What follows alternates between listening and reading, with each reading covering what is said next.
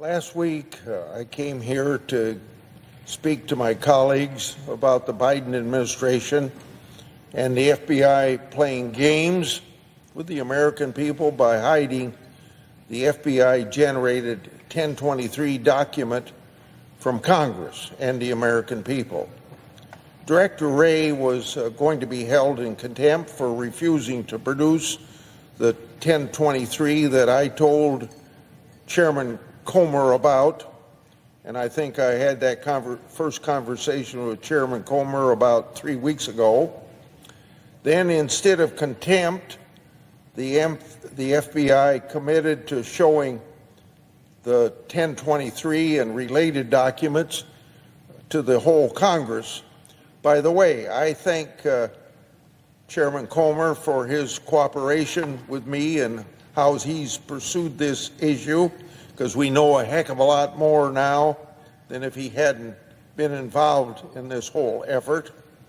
So the FBI showed, after the FBI committed to showing this document, they showed, but it didn't provide possession of the 1023 to the House Oversight Committee last week. And by the way, 1023 is unclassified. So why shouldn't the entire country know about what's in this 1023? As the public knows, that 1023 involves an alleged bribery scheme between then Vice President Biden, Hunter Biden, and a foreign national. The same allegations that Chairman Comer and I made public on May the 3rd of this year. And on the very same day that the FBI provided a redacted version of the 1023 to the House Oversight Committee, the Justice Department then announced that former President Trump had been indicted and charged with 37 crimes related to his alleged mishandling of classified records.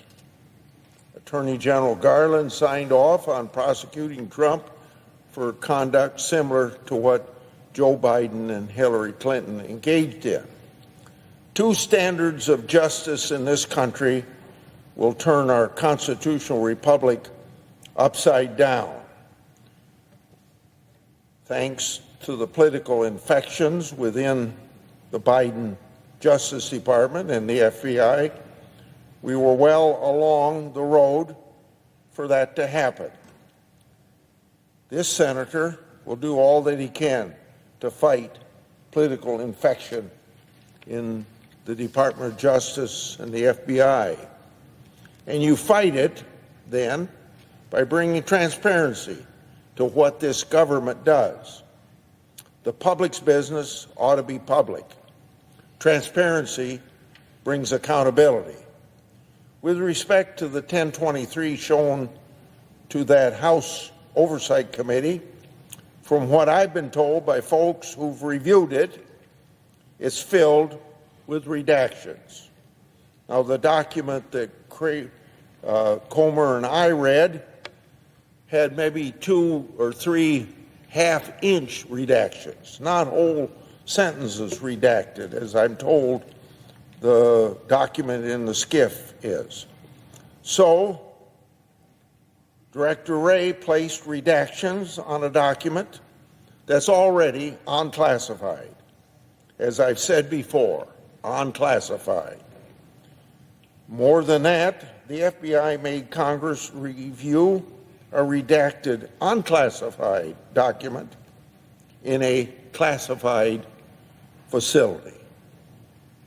That goes to show you the disrespect that the FBI has for Congress. On a previous time on this Senate floor, I think I told my fellow senators that what's so unusual about an unclassified document being given to the public, when, I think it was May the 18th of this year, there was leaked to the New York Times a classified document, and even the name of a confidential human source.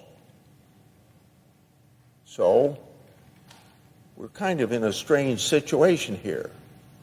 Classified document can be leaked to the New York Times, but a non-classified document can't be made public to 300 million Americans if they're interested in reading it. Now, accordingly, Congress still lacks a full and complete picture with respect to what that document really says. That's why it's important that the document be made public without unnecessary redactions for the American people to see. Can you believe redacting an unclassified document? So now, let me assist for the purposes of more transparency on this subject. The 1023 produced to the House committees redacted reference that the foreign national who allegedly bribed Joe and Hunter Biden allegedly has audio recordings of his conversation with them. 17 such recordings. According to the 1023, the foreign national possesses 15 audio recordings of phone calls between him and Hunter Biden. According to the 1023, the foreign national possesses 2 audio recordings of phone calls between him and then Vice President Joe Biden. These recordings were allegedly kept as a sort of insurance policy for the foreign national in case that he got into a tight spot. The 1023 also indicates that then Vice President Joe Biden may have been involved in Burisma employing Hunter Biden. Based on the facts known to the Congress and the public, it's clear that the Justice Department, the FBI, haven't nearly had the same laser focus on the Biden family. Special Counsel Jack Smith has used a recording against former President Trump. Well, what is U.S. Attorney Weiss doing with respect to these alleged Joe and Hunter Biden recordings that are apparently relevant to the high-stakes bribery scheme? Getting a full and complete 1023 is critical for the American people to know and understand the true nature of the document and to hold the Justice Department and the FBI accountable. It's also important for asserting constitutional congressional oversight powers against an out-of-control executive branch, obviously drunk with political infection. Remember, Congress has received 1023s in the past, and they've been made public. So asking for this 1023 to be turned over to the American people to read is not an unusual thing that goes on with 1023s. Congress owes it to the American people and the brave and heroic whistleblowers to continue to fight for transparency in this matter and make this document public without unnecessary redactions. And I want everybody to remember that I have read the unredacted version, except for a couple or 3 half-inch redactions, I'd say. Thank you very much. I yield the floor.